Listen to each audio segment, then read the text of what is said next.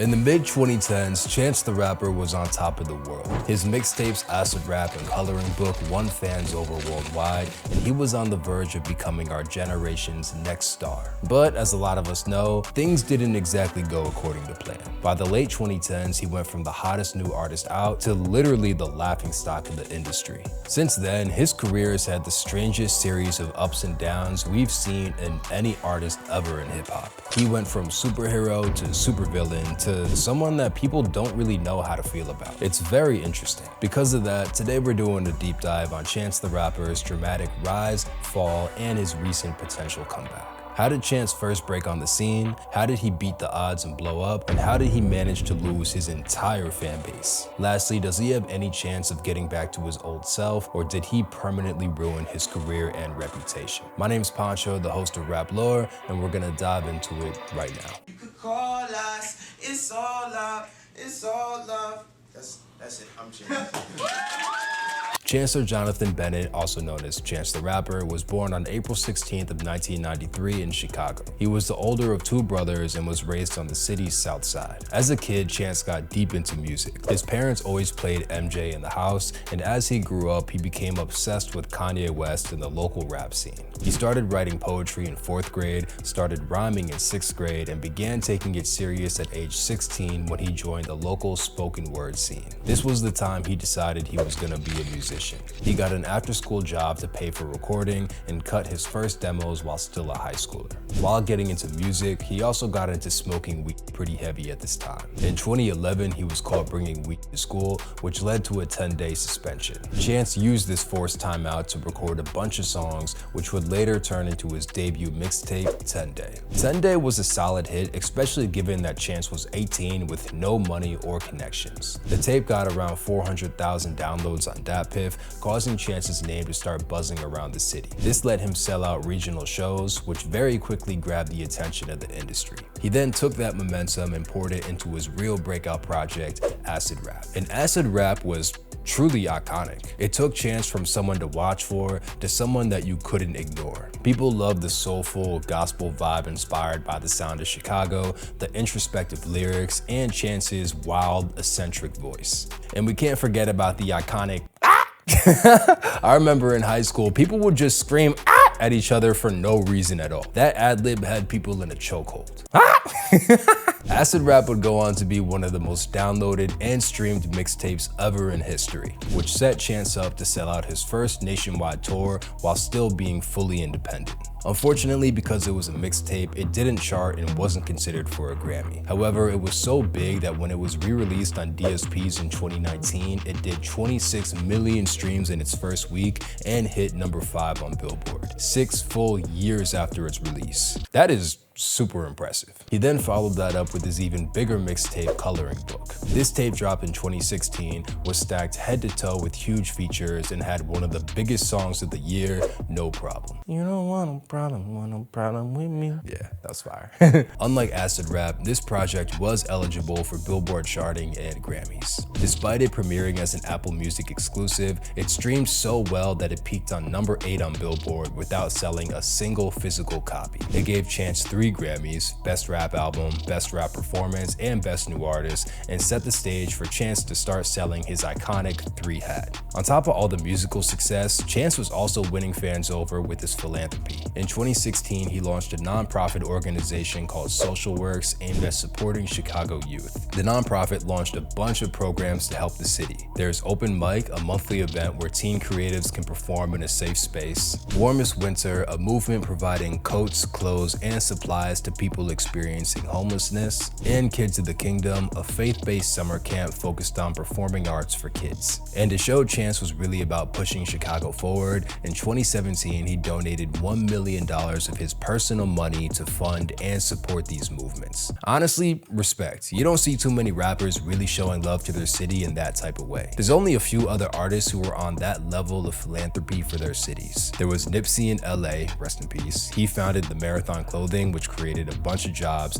opened a co-working space to support local entrepreneurs, and invested in local real estate to revitalize the city. There was Young Dolph in Memphis, also RIP. He had huge turkey drives every year and constantly donated to schools and the homeless. Trey the Truth in Houston, who founded Relief Gang, an organization that helped the city recover from the destruction of Hurricane Harvey. They now travel to different cities around the country whenever a natural disaster strikes, and a few more like Big Sean in Detroit and T.I. in Atlanta. The point is, Chance was really that dude. It seemed like he could do no wrong. Everything he touched was gold, and it looked like he was gonna be our generation's next major star. But as we know, things didn't quite go according to plan. Chance has style. He has personality. So going into this, I had no reason to expect anything other than just a quality album. But God, sweet Lord, baby Jesus, that is not what we got. After Coloring Book dropped, Chance's buzz was through the roof. He was so in demand that he was able to go on 2 full tours for the tape, the Magnificent Coloring World Tour in 2016 and the Be Encouraged Tour the next year. Because he was so hot, everyone just assumed he'd keep the ball rolling and put out more music, more great music that would match or exceed the quality of acid rap and Coloring Book. However, he took a long time to follow up Coloring Book. He released a series of singles in 2018 to keep fans fed, but for the most part, he was quiet.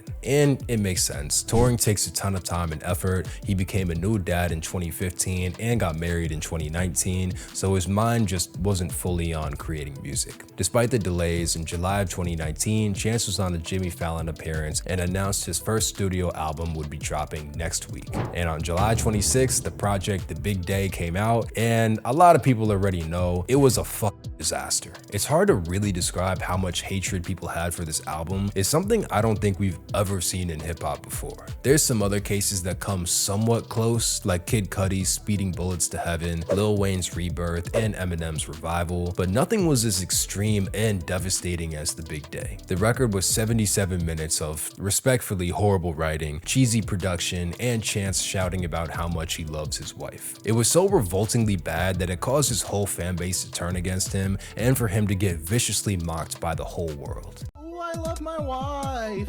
I love my wife. Let's go ride a bike with my wife. Not only did he get ridiculed by the world, but people hated the project so much that when Chance announced the tour for the album, literally no one wanted to see it. Chance couldn't sell out a single city, leading him to cancel all 35 dates of his tour. He said the reason he canceled was needing family time, but everyone knew what it really was. Performing to those empty seats would have been beyond embarrassing. Another common thing people were saying was his music was better when he was on and he should start using again, which I am not going to condone. I will stay neutral on that take. I'll let you make your own opinion. After the shock of how bad the album was wore off, the conversation shifted from wow, this is terrible to why is this so terrible? And when fans learned the truth, it made them even more irate. Chance completely bullshit this project. Absolutely bullshit it. This was realized when Chance's old manager, Pat Corcoran, spoke out against his former artist and how he was acting. Pat said Chance announced the album way too early, before many of the songs were even recorded. On top of that, he said the studio sessions were undisciplined and unfocused, and that Chance surrounded himself with a bunch of yes men who never challenged his bad ideas. When Pat confronted Chance about how things were going, Chance completely brushed him off, which pissed Pat off even more. After the album flopped and Chance canceled the tour, Pat put all the blame on Chance, while Chance put all the blame on Pat. This led to both sides suing each other. Pat sued Chance for $3.8 million, and Chance countersued for $1 million. Neither side really got anywhere though. Pat failed to prove Chance owed him money from the flop, and Chance won a whopping $35 out of the $1 million he demanded. $35 is crazy. I think if I was Chance, I would rather get nothing than $35. That just feels like such a slap in the face. Anyway, the album was definitely the turning point for Chance. The fact that he BS'd the project,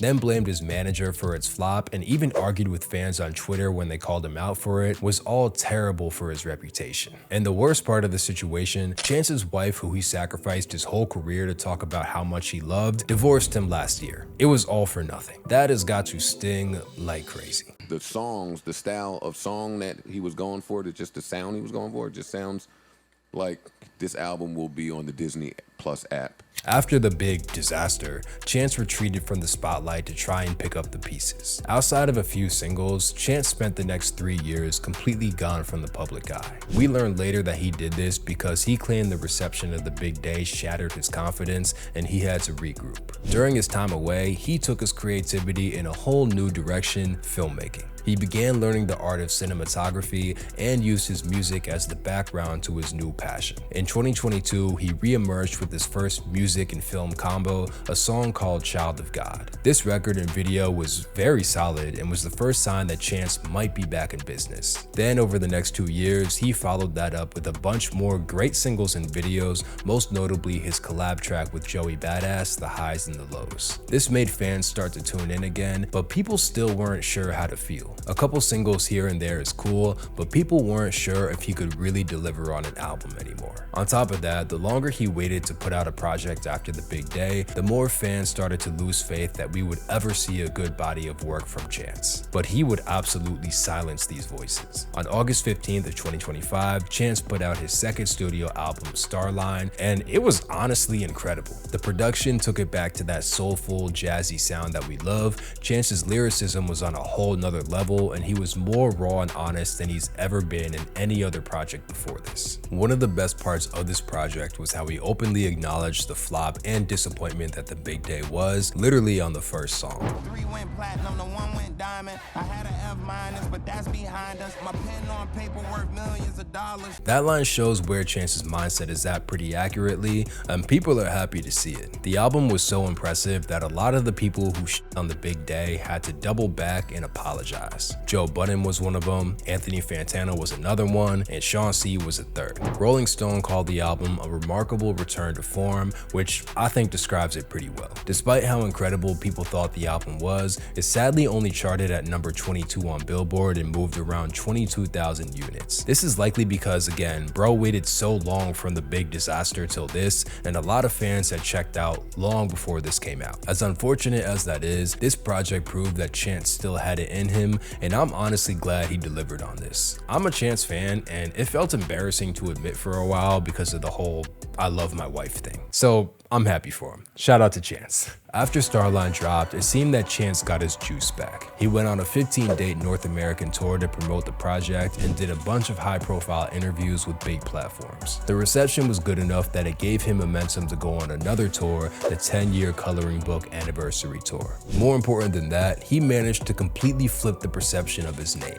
He didn't reach the same commercial success as his earlier projects, which was expected and it's probably not even possible for him to do anymore. However, he completely changed the dialogue around him, his name, and his legacy. That's the real win within the situation. I think if he keeps the quality of his music this high, he could have another decade plus of dropping songs, feeding his core fans, and living great as a rapper. And on top of being a successful rapper, he's still killing things with his philanthropy. Social Works is still very active in Chicago, which you could argue is a better and more impactful legacy to have than being a famous rapper. All in all, I think Chance will be alright. With all that said, that's the full rise, fall, and comeback of Chance the Rapper. And I think there's a life lesson in Chance's career. No matter how hard you fall, outside of some irreversible mistakes, which you could use your imagination for, you can get back up, even when it seems impossible. Literally, the entire world counted Chance out, and he proved everybody wrong with everything stacked against him. It's never too late to pop out and make a change. Let me know what you think about him and the video in the comments, and if you want to watch another video on rises and falls, I did a full breakdown of the rise and fall of Designer. Check it out here.